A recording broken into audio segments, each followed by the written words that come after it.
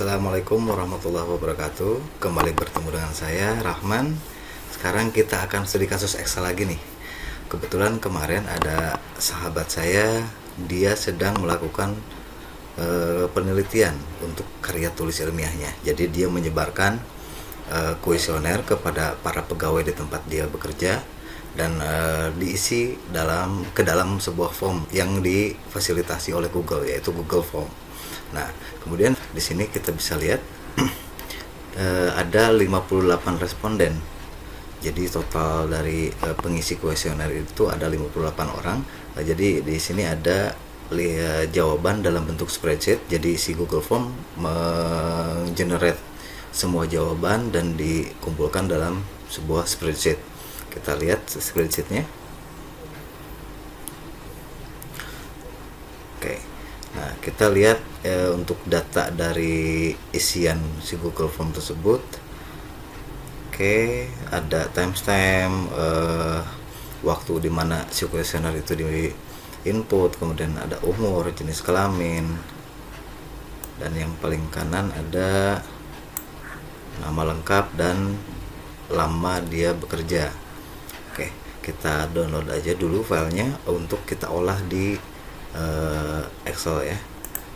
Kita ke file, kemudian download dalam bentuk atau dalam format Microsoft Excel. Oke, saya akan masukkan ke download aja. Oke, kita buka filenya.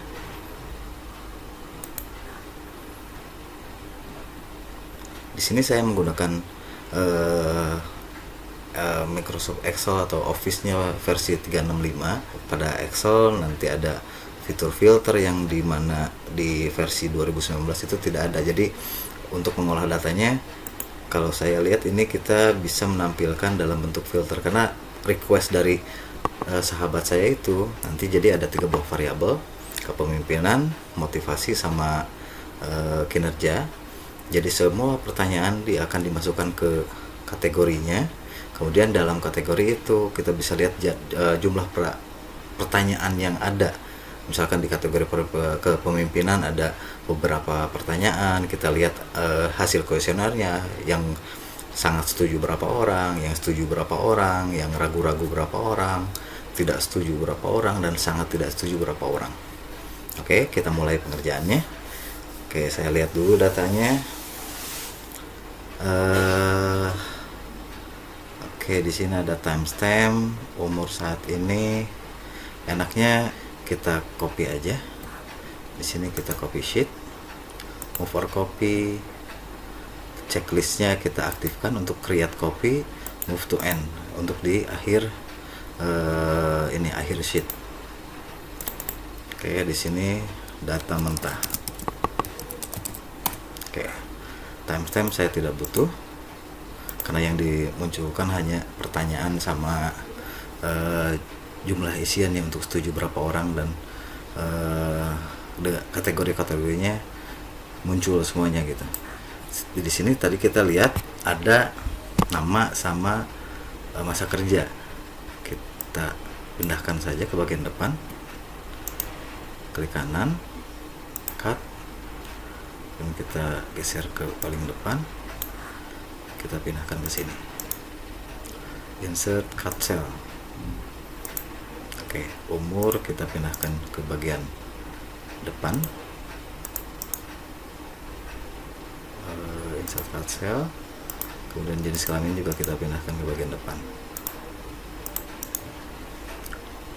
insert cut cell. Oke, langkah selanjutnya ialah ini ada data kosong. Jadi sahabat saya bilang dia mencoba input dulu formnya, mungkin tidak menggunakan istilahnya tanda. Kalau biasanya kan dalam inputan itu ada tanda bintang yang berarti dia wajib diisi gitu. Kayaknya ini data kosong juga, dia bisa diisi gitu. Kita masukkan nama sahabat saya itu. Oke, umurnya 38, lama bekerjanya kita anggap aja 18 tahun. Nama lengkap sudah ada, umur sudah ada, jenis kelamin ada. masa kerja juga ada. Oke, sekarang kita lihat nih, untuk umur memang unik nih isiannya. Ada yang angka, ada yang teks, kemudian yang lainnya juga ada yang malah ada teks tahun, bulan, kemudian ada tahun A45. Jadi tidak dikhususkan hanya isian angka aja. Oke, kita olah dulu untuk umur. Kita lakukan kita gunakan kolom bantuan. Kita insert di sebelah sini. Oke, kita olah datanya. Nah, sekarang dari tipe-tipe isian seperti ini yang kita bisa lihat kesamaan dari masing-masing inputan. Setelah angka di sini 53 ada spasi, kemudian tahun. Jadi spasi inilah yang akan kita jadikan sebagai key untuk mencari karakter. Jadi kita akan melakukan kombinasi fungsi left dengan fungsi find. Contohnya seperti ini. Sama dengan left. Left itu untuk mengambil karakter dari sebelah kiri ya. Left, teksnya ambil yang 53 tahun, koma. Nah, ini numchar-nya kita akan ganti. Kan biasanya kalau misalkan left 2 hasilnya seperti ini. Ya, tapi kita coba kombinasiin untuk menggunakan fungsi find dalam isian argumen numchar-nya. Oke, ini kita gunakan find. Yang akan dicari apa? Tanda spasi. Spasi di dalam teks yang mana? Di dalam teks yang ini. Kemudian start number-nya, start number dari paling kiri. Kita isikan 1. Oke, hasilnya tetap sama. Nah, ini kita copy saja ke bagian atas. Biar kita bisa tinggal drag aja ke bawah. Ini mulai dari B2, ini juga mulai dari B2. Oke, kita double klik aja, dan double klik lagi. Oke, isiannya sudah dapat ya. Nah, ini kenapa bernilai value? Karena dia tidak bisa menemukan tanda spasi. Sama aja kalau kita tadi ibaratnya kita mencari spasi tapi nggak ada, ternyata dia hanya 2 karakter aja, angka 3 sama 8. Nah, kita bisa gunakan rumus if error. If error, hasil dari ini jika bernilai error, maka B2. Jadi ketika error ditampilkan nilai yang sebenarnya saja, dihasilkan nilai dari B2, maka akan keluar nilai 38. Oke, kita double klik. Nah, datanya semuanya sudah berubah, tidak ada error value lagi. Cuman yang jadi perbedaan, ini sama-sama tipe general, cuman ada yang rata kanan, ada yang rata kiri. Ini kemungkinan terjadi karena perbedaan tipe data. Ada yang sifatnya number, ada yang sifatnya teks. Nah, kita harus generalisir semuanya agar sama gitu. Caranya bagaimana? Kita menggunakan fungsi dari value. Value, kita lihat penjelasannya. Value convert a text string that represent a number to a number. Jadi untuk mengkonversi teks yang berisikan number menjadi number yang sesungguhnya. Oke, kita kurung buka di sini, kemudian di sini kurung tutup. Oke, di sini sebelah kiri tetap karena dia dari inputan awalnya dia merupakan nomor. Kita lihat untuk yang sebelah sini 53, 57, 46 ini akan berubah atau tidak. Kita double klik.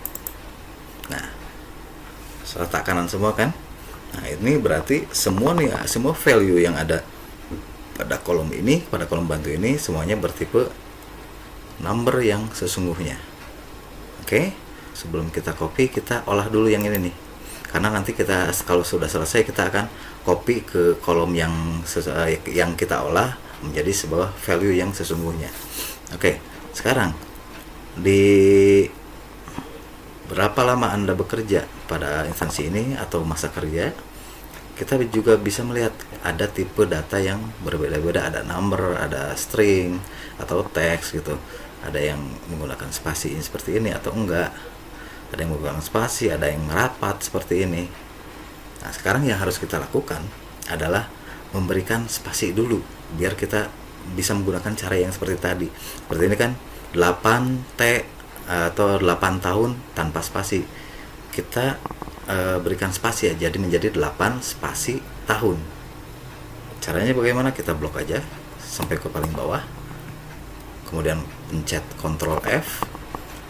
Kemudian replace yang awalnya T menjadi spasi T. Oke, kita lakukan replace all. Nah, oke. Setelah itu kita close. Nah, ada spasinya semuanya. Tinggal yang ini error nih. Error karena dia ternyata tulisannya teks semua. Berhubung cuman ada satu data, kita rubah manual aja menjadi 4 tahun, kita masukkan nilai 4. Oke. Nah, cara berikutnya ialah kita gunakan fungsi yang tadi. Kita copy saja yang bagian sini, copy. Kemudian di sini kita kita belum menggunakan kolom bantuan. Jadi di sini kita insert kolom lagi. Di sini kita pastikan. Nah, yang semula B2 kita rubah menjadi E2. E2, kemudian ini juga E2. Enter. Nah, maka kita bisa lihat hasilnya. Kita double klik ke bawah. Nah, semua value-nya berubah menjadi number. Oke, sampai sini sudah jelas ya. Jadi kita mengkombinasikan 4 buah fungsi: value, if error, left, find. Jadi urutannya tadi kan left, kemudian find, kemudian if error, dan kemudian value. Left itu untuk mengambil karakter dari sebelah kiri, find untuk mengganti argumen dari numchar dari left tadi, kemudian if error untuk dia merubah klausul error menjadi sebuah teks yang kita kondisikan sebagai nilainya true. Kemudian di sini yang terakhir adalah value untuk mengkonversi string atau teks yang berisikan number menjadi benar-benar number atau number yang sesungguhnya. Nah, selanjutnya kita copy saja yang ini kita copy, kemudian paste di sini sebagai value. Oke, kemudian ini juga kita lakukan hal yang sama. Kita copy, kemudian paste di sini sebagai value. Oke, sudah selesai. Tinggal kita hapus kolom bantu yang tadi. Oke, jadi semua angka-angka yang muncul di sini, baik umur maupun masa kerja, ini berupa number dalam satuan tahun. Nah, selanjutnya langkah yang harus kita lakukan ialah mengelompokkan daftar pertanyaan yang ada di atas ini menjadi terbagi ke dalam 3 buah variabel, yaitu kepemimpinan, motivasi, dan kinerja. Nah, sekarang yang harus kita lakukan ialah kita akan merubah nih. Kan kalau ini untuk headernya semuanya ada di bagian kolom ya. Nah, saya berinisiatif untuk merubah yang headernya ada di kolom menjadi di baris. Caranya bagaimana? Kita tinggal klik, kemudian blok ke paling kanan, atau mau ngeblok semua itu kita gunakan fungsi atau shortcut shift control kemudian panah kanan untuk blok seluruh sampai data yang paling akhir. Shift control panah paling kanan, kemudian shift controlnya jangan dulu dilepas, kemudian pencet panah bawah. Oke, kita copy, kita buat sheet baru. Di sini kita paste dengan pilihan transpose, jadi yang kolom menjadi baris. Kita rubah seperti itu. Oke. Nah, di sini sudah terlihat yang kolom tadi nama lengkap, umur, jenis kelamin, masa kerja, kemudian pertanyaan dari 1 sampai terakhir ada di baris atau di kolom A, tapi dia posisinya sebagai baris. Nah, sekarang tugas kita ialah mengelompokkan data-data atau pertanyaan-pertanyaan ini menjadi ke dalam masing-masing variabel.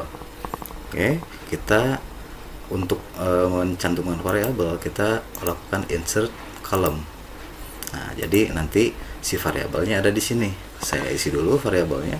Jadi ini untuk ini kan ini data pribadi ya. Jadi saya masukkan kategori atau variabel data aja. Data kemudian ini data karena ini berupa data pribadi. Nah, sekarang pertanyaannya kita tinggal masukkan ke variabelnya. Untuk pemimpin ini saya input dulu kepemimpinan, kemudian ini motivasi, ini motivasi, ini kinerja,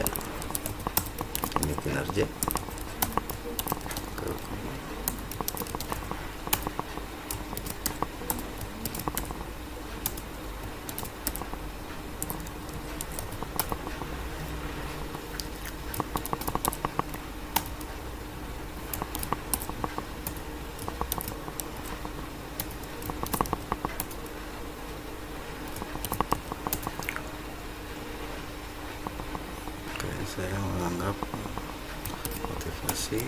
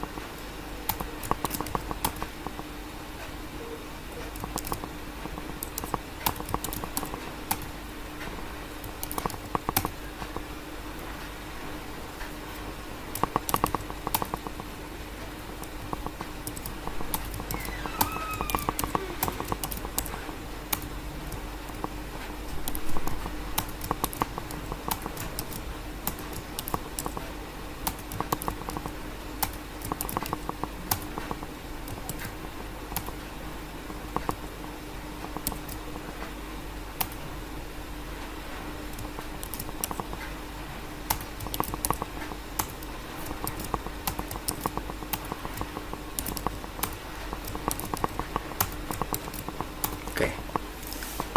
Untuk nama-nama variabel yang akan kita menjadikan kelompok dari pertanyaan-pertanyaan sudah saya input. Ini kita sheetnya kita rename dulu menjadi olah data. Oke, ini untuk datanya kita simpan, Ctrl Shift, kita definisikan sebagai data olah. Jadi nanti kita nggak perlu lagi pusing repot men-select sehingga menjadi sebuah range. Kita bisa melakukan cara ini untuk menjadikan ini sebagai tabel yang terdefinisikan. Oke, langkah selanjutnya kita buat sheet baru di sini. Nah, di sini akan menjadi hasil dari tampilan atau hasil tampilan dari pengelompokan kuesioner. Jadi kita akan melihat untuk misalnya kepemimpinan, ada jumlah pertanyaannya berapa, kemudian isinya ada yang sangat setuju berapa,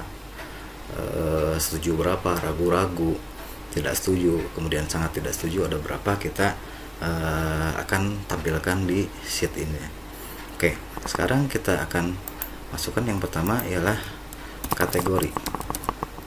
Nah, untuk kategori di sini kita bisa agar nanti saya inginkan tuh jadi si filter dia sifatnya dinamis. Caranya bagaimana? Kita buat semacam data validation. Yang pertama kita lakukan dulu data validation untuk membuat sebuah combo box. Nah, kita tinggal masuk ke menu data, kemudian di sini ada data validation, law-nya kita rubah menjadi list. Kemudian source-nya kita input saja secara manual kepemimpinan, motivasi, kinerja. Oke. Di sini kita bisa lihat ada 3 buah kepemimpinan, motivasi, dan kinerja. Nah, sekarang langkah selanjutnya ialah kita masukkan rumus. Ini saya masukkan dulu misalkan saya pilih dulu kepemimpinan. Nah, di sini saya masukkan rumus yang akan kita gunakan untuk mengolah dari sheet data olah tadi. ialah rumus filter. Cara rumusnya seperti apa? Sama dengan filter. Arraynya yang mana? Yang tadi, data olah. Data olah, kita pilih. Include-nya yang mana? Include-nya yang ini, yang merupakan variabelnya. Sama dengan kepemimpinan. Koma, petik, koma, jika misalkan kosong atau tidak ada, kita munculkan pesan tidak ada data. Enter. Nah, di sini kita bisa melihat isian dari hasil filter yang kita lakukan. Di sini untuk kategorinya, di sini daftar pertanyaannya. Nah, ini kita rubah lagi untuk kepemimpinan, kita rubah menjadi sel C3. Jadi di sini kita rubah menjadi C3. Agar apa? Agar nanti sifatnya dinamis. Kita bisa coba lagi untuk misalkan motivasi, dia akan berubah untuk data-data motivasi dimunculkan. Kemudian kinerja, isian dari variabel kinerja juga ditampilkan. Oke, sampai sini sudah mudah ya diikutin. Langkah selanjutnya kita akan menghitung jumlah hasil dari kuesionernya. Untuk misalnya untuk saya dapat menyelesaikan pekerjaan tepat waktu, yang setuju, ragu-ragu, setuju. Nah, ini akan kita collect datanya. Jadi dihitung yang setuju berapa, yang setuju berapa, yang tadi saya sering singgung. Nah, sekarang caranya bagaimana? Ini kita masukkan dulu nomor. Kemudian di sini pertanyaan. Ini kategori. Kemudian yang kita pindah ke baris paling akhir. Nah, di sini kita masukkan penilaiannya sangat setuju, setuju, ragu-ragu, tidak setuju, kemudian sangat tidak setuju. Oke. Nah, untuk menghitungnya kita gunakan count A. Karena kalau count aja dia hanya berfungsi untuk number. Kita gunakan fungsi dari count A. Count the number of cell in a range that are not empty. Jadi dia akan menghitung benar-benar sel yang terisi. Count A, kita pilih dari paling kiri hingga paling kanan. Nah, sampai sini ada 58 sesuai dengan jumlah responden yang kita lihat di kolom jawaban. Ada 58 record. Oke, sekarang kita akan memasukkan penilaiannya. Jadi untuk yang sangat setuju ada berapa? Kita rubah fungsinya dari awalnya count A menjadi count if. Nah, kita lakukan dengan perubahan count if. Kriterianya kita masukkan yang variabel ini sangat setuju. Oke. Ada 19 orang untuk pertanyaan tadi yang sangat setuju. Kemudian kita lakukan di sini kita absolutkan untuk mengunci selnya. Kemudian kita drag ke sebelah kanan. Nah, sudah terlihat kan hasilnya? Untuk sangat setuju ada 19 orang, setuju ada 34 orang, ragu-ragu ada 5 orang, tidak setuju tidak ada, nilainya kosong, kemudian sangat tidak setuju nilainya kosong. Oke, sekarang kita hitung untuk pertanyaan-pertanyaan lain yang ada di variabel ini. Jadi kita di sini kita hapus lagi, hapus absolutnya. Yang kita absolutkan adalah si sangat setujunya. Kita absolutkan. Sini pun sama, kita hilangkan, dan yang ini kita absolutkan. Ini pun sama,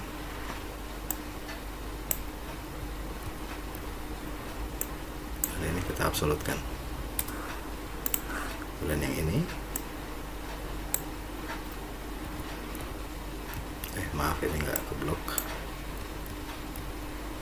dan ini kita absolutkan.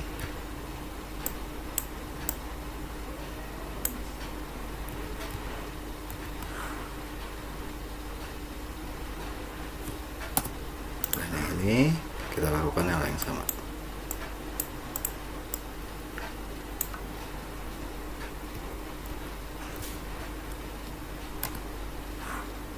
Maaf ini belum diabsolutkan.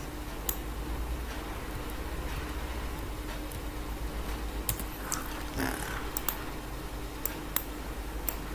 oke. Tinggal kita drag formulanya ke bawah, ke sini, drag seperti ini, atau kita langsung double klik di pojok kanan yang ini. Kita double klik, ini pun kita sama double klik, ini pun sama, dan yang ini juga sama. Oke, sudah keluar semua hasilnya. Ini kita wrapin agar tidak numpuk ya.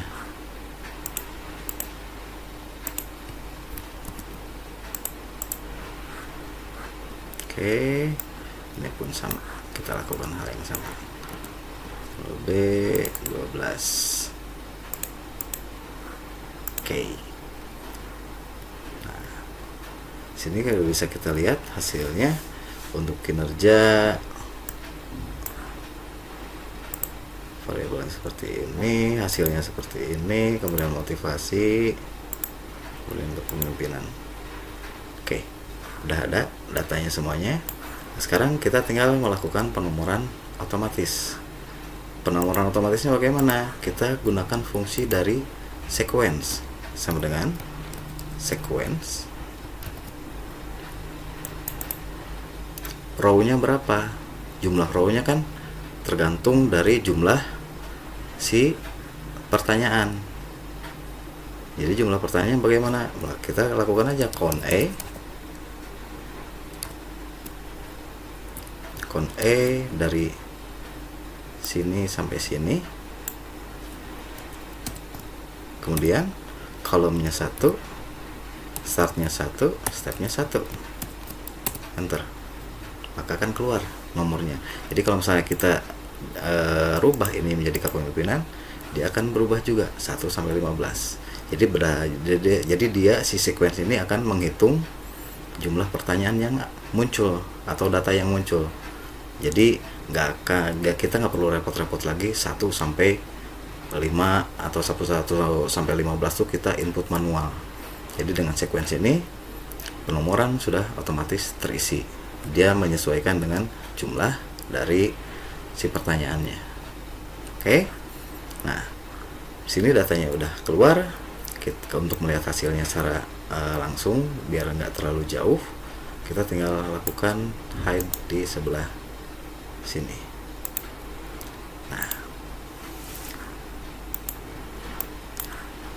kepemimpinan, kemudian ini kinerja, kemudian ini motivasi. Nah, ada satu yang mengganjal. Ini motivasi ini kan ada 14 item, kemudian kepemimpinan dia ada 15 item, kemudian kinerja dia ada 16 item. Nah, ketika ke bagian motivasi, 14 item di sini berubah menjadi kosong. Maka ya hal yang harus kita lakukan adalah kita perkaya lagi fungsinya dengan mencantumkan fungsi if. Jadi kita seperti ini contohnya, if C yang ini sama dengan kosong, maka kosong. Oke, paham? Jika C19 ini tidak ada isiannya, maka yang ini pun jangan ada isinya. Kalau ada isinya berarti kita munculkan nilai dari conif-nya, tinggal kita pakai kurung tutup. Nah, hilang kan? Kita lakukan hal yang sama untuk yang setuju, ragu, tidak setuju, dan sangat tidak setujunya. Jadi ini kita blok, kemudian di sini kita hapus lagi si absolutnya. Ini kita ganti di sini. Oke. Sekarang tinggal kita geser ke kanan. Hilang semua. Kemudian ini juga kita lakukan hal yang sama. Absolutnya kita aktifkan, kemudian di sini absolutnya kita matikan. Oke. Tinggal kita tarik ke bagian kanan. Oke, selesai. Nah, tinggal kita lihat lagi hasilnya. Kepemimpinan ada hasilnya, kinerja juga ada. Oke. Kepemimpinan juga ada. Oke. Jadi untuk variabel sudah selesai. Bagaimana bisa diikutin dan lebih mudah kan? Nah, fungsi dari filter ini dia hanya tersedia di Office versi 365. Di Office versi 2019 belum ada. Jadi kalau misalkan kita mau berinovasi rumus lagi, atau kita mau belajar lebih banyak fitur, upgrade aja ke 365. Ada versi trialnya sekitar 30 hari. Sekian dari saya, mudah-mudahan bermanfaat. Jangan lupa untuk komen, like, subscribe, dan share. Kemudian follow Instagram saya di Rahman Sofyan. Dan sampai bertemu di studi kasus Excel lainnya. Jangan lupa nyalakan tanda loncengnya. Assalamualaikum warahmatullahi wabarakatuh.